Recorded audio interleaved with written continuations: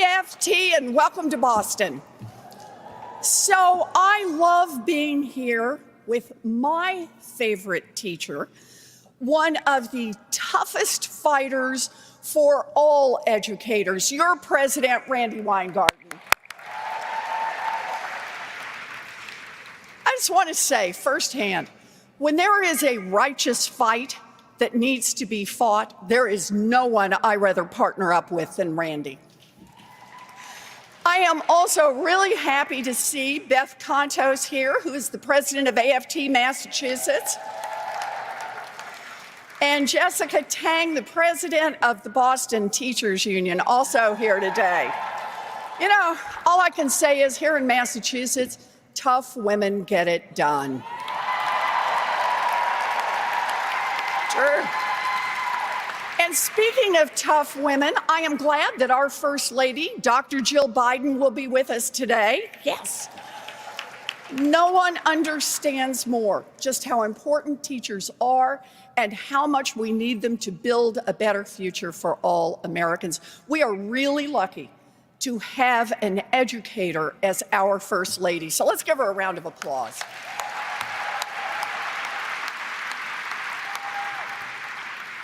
So I want to start today with a huge, loud, over-the-top thank you to every educator who is here. Thank you, thank you, thank you. Now,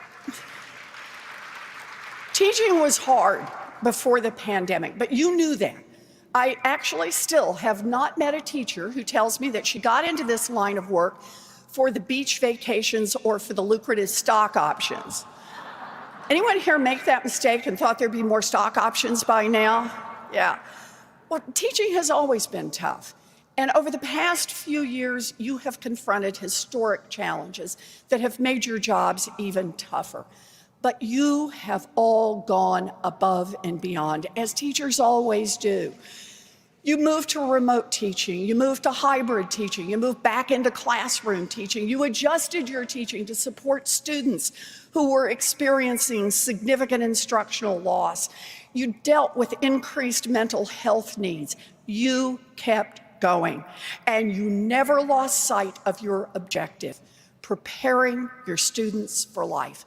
So one more time, from the bottom of my heart, and from the hearts of millions of other Americans, thank you.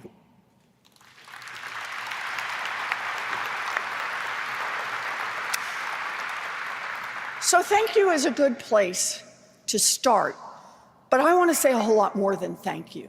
First, I want Congress to take some responsibility for all you deal with.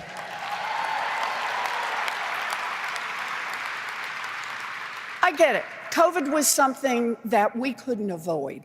It was bad, and we all just had to learn to cope as best we could. But there are other terrible events where America's lawmakers have failed you. As a nation, we are still mourning the 19 students and 2 teachers killed at an elementary school in Uvalde, Texas. Everyone in this room has read the stories. Everyone in this room has had to think through active shooter drills or when to alert authorities about heightened security risks.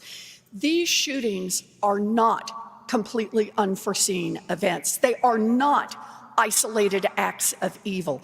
And when Congress is unable to pass laws for universal background checks or to ban assault weapons and high-capacity magazines, then Congress has failed you and every student you work so hard to protect.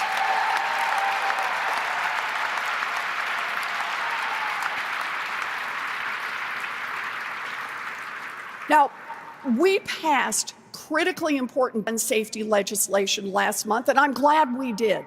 But so much more is needed. We must pass common sense gun safety laws, and if we need to get rid of the filibuster to get it done, I'm all in.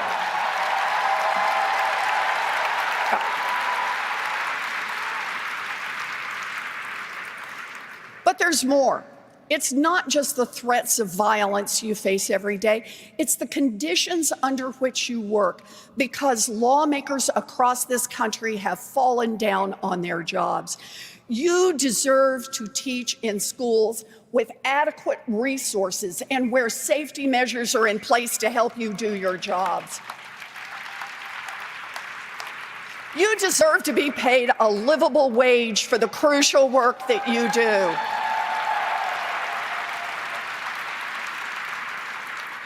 You deserve to be empowered and trusted to teach the truth.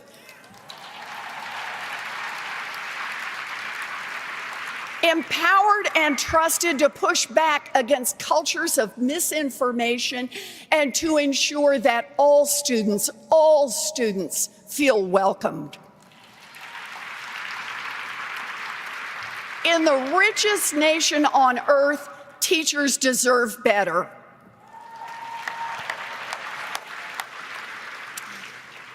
Now, from an early age, I knew that teachers were special.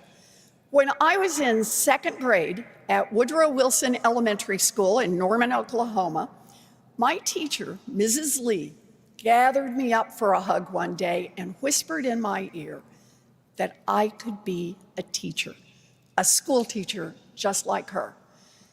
Mrs. Lee changed my life. And from that day forward, I lined up my dollies and taught school. Although I do have to say, while Sammy and Susie and Terry Lee were all pretty good students, those storybook dolls were just empty-headed. Man. My daddy was a janitor, but thanks to Mrs. Lee, I was on a path to college and a real career. And I will forever be in her debt. I just want to pause for a minute on this story. Like I said, my daddy was a janitor. My mom worked a minimum wage job at Sears. But I had the chance to live my dream because America invested in kids like me. I went to a great public university that cost, you ready? $50 a semester. Yeah, a price I could pay for on a part-time waitressing job. And ultimately, I got to be a teacher, a law school professor, and a United States senator because higher education opened a million doors for me.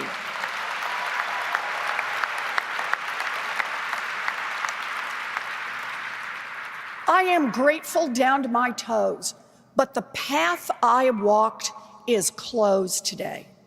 Today, college costs thousands, even tens of thousands of dollars. And instead of investing taxpayer dollars to bring down those costs, state governments reduced their financial support, and the federal government told everyone just borrow the money you need to cover the rising costs of going to school. That has left millions of teachers and many others drowning in student loan debt. I want to do the numbers for just a minute here. Nearly half, about 45% of America's teachers take out student loans so they can get the education and the credentials they need to teach. The average debt of these teachers is nearly $56,000. And it's even higher for Black teachers who are more likely to borrow money to go to school and end up with higher loan balances. You can see the change over time. You can see how our government stopped investing in higher education and began shifting the cost of college onto working families. About 27% of teachers who are older than 61 had to borrow money to make it through school. Today, 65% of teachers 35 and under had to take out loans to make it to be teachers. As student loan debt began to stack up, Congress responded with a promise that educators and millions of other Americans who dedicated themselves to public service could pay for 10 years and then get their debts canceled. But the program was run by greedy loan servicers, while the Department of Education just looked the other way. Before the Biden administration, about 230,000 people applied for public service loan forgiveness. Of those 230,000 people who applied, fewer than 6,000 were approved. Math teachers, help us out here.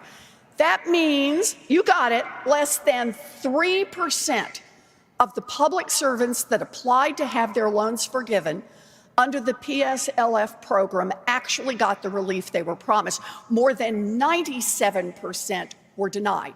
And by the way, this is why math education is so important.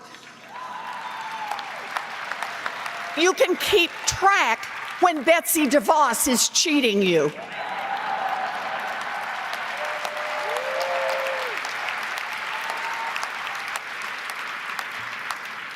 Now, the good news, Betsy DeVos is gone.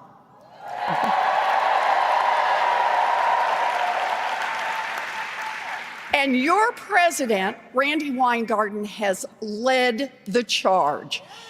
Yes.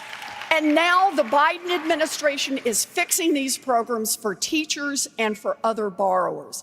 We're still on the front end, but so far the Biden administration has approved more than $8 billion in cancellation for nearly 145,000 public servants under PSLF. That's real change. Big round of applause for Randy and for everybody who worked on this. You bet. And I'm all in favor of this relief, but it's not enough. We need more help, and we need it now. Educators understand better than anyone that investing in schools from pre-K to postgraduate is good for the student and good for the country. Better educated workers, better educated inventors and entrepreneurs, better educated everyone makes us both a wealthier country and one with more opportunity, not just for those at the top, but for everyone. I want you to consider just one example. Following World War II, a grateful nation said to returning GIs that college and technical training would be free. More than 2 million veterans went to college or graduate school, and nearly 6 million used the GI Bill to pursue vocational training and become construction workers, electricians, mechanics, and other careers that help build America's middle class. The result was that millions of people were better educated, and they helped fuel an economic boom that lasted for decades. And here's the deal. It was a bargain. Every dollar that was spent on educating our veterans generated $7 in economic growth, a 7-to-1 payoff. That's what investing in education is all about. But today, we're upside down on that. Students are trying to get an education, but the debt they take on is not only holding them back, it's holding back the entire economy. These students have trouble buying homes, starting businesses. Some even decide against marriage and families. So the next time that someone tells you that America just can't afford to cancel student loan debt, you look them straight in the eye and tell them that America can't afford not to cancel student loan debt.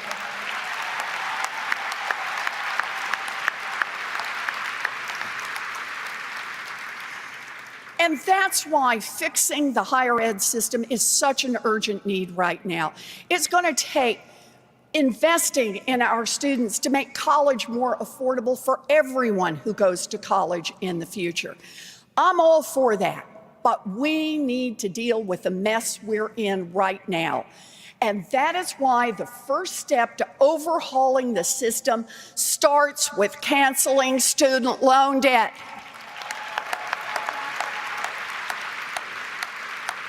Mr. President, our educators and our firefighters and everyone who is struggling with a mountain of student loan debt, it is time to cancel $50,000 of student loan debt.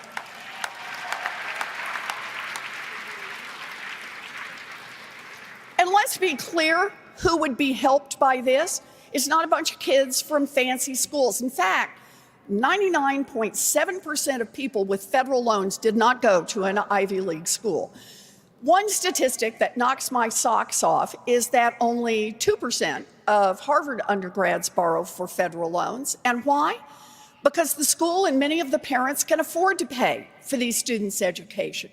But do you know how many undergrads at UMass Boston need this school just down the road, need to borrow to attend school? 57%.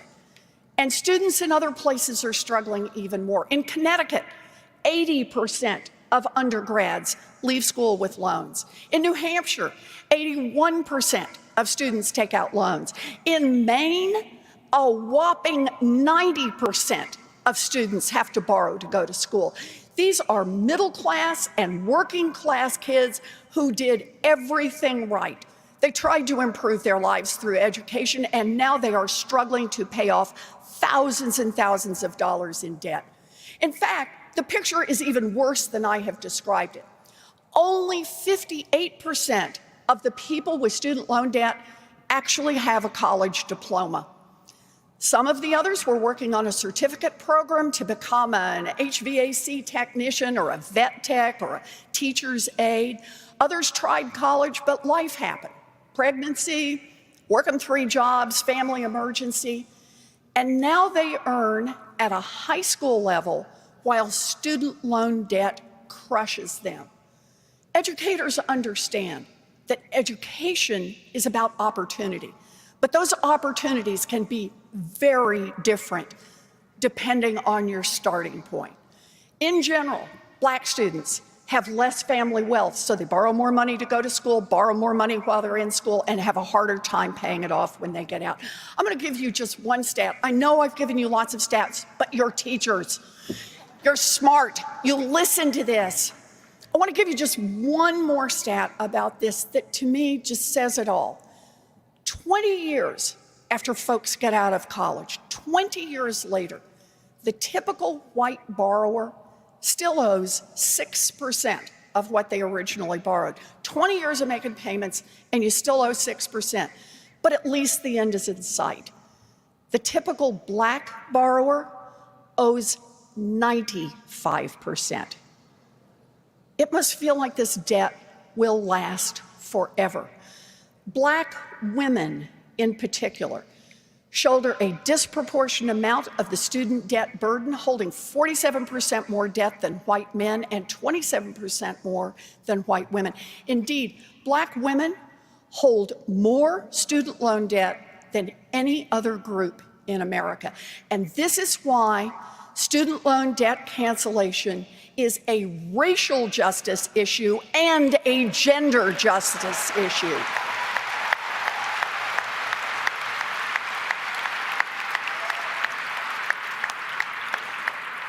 In fact, next time we're talking about all the things we need to do for women, keep in mind that women, who compose about 70% of public school educators, owe more than 2/3 of all of the student loan debt outstanding. So it just gives you an idea. Look, I know that's a lot of numbers, but the point is they all add up to the same thing. We need student loan debt relief, and we need it now.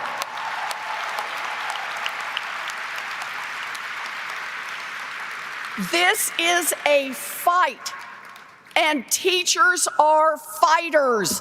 Look at all you did in 2020.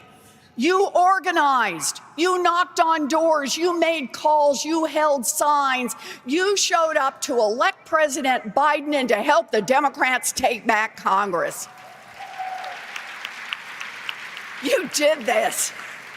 And you reminded all of America that elections matter. You made real progress. You got rid of Betsy DeVos.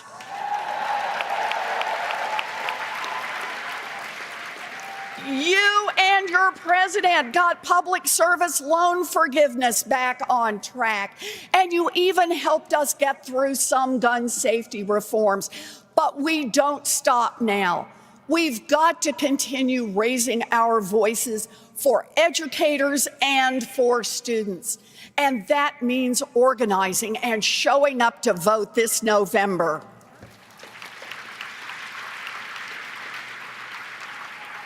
We can't back down. We won't back down on the issues that matter. We are staying in the fight for gun reform. We are staying in the fight for abortion rights. We are staying in the fight for universal child care. We are staying in the fight for adequate funding for pre-K through 12. We are staying in the fight for our technical schools and our colleges and our graduate schools. And we are staying in the fight to cancel student loan debt. I believe in us, and I believe in what we do together, because as I learned from Mrs. Lee in 2nd grade, teachers change lives. Thank you for all you do. It is an honor to fight alongside you. Thank you. Thank you.